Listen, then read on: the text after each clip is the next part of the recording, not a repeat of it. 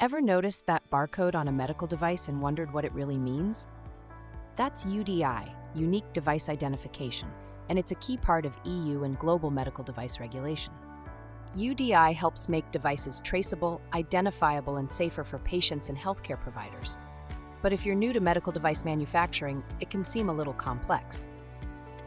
A unique device identifier is a code placed on your product's label and packaging, and sometimes directly on the device, made up of two parts. Device identifier, DI, tells us the device model and manufacturer. Production identifier, PI, includes things like batch number, expiry date, and serial number. This information is encoded in a machine-readable format like a barcode or 2D matrix, and also in plain text. It's not just for packaging, it's also stored in a public database. In Europe, UDI data must be uploaded to EU Med.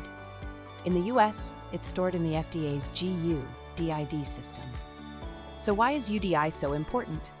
It improves patient safety, helps with recalls, supports transparency across the supply chain, and even improves inventory and logistics.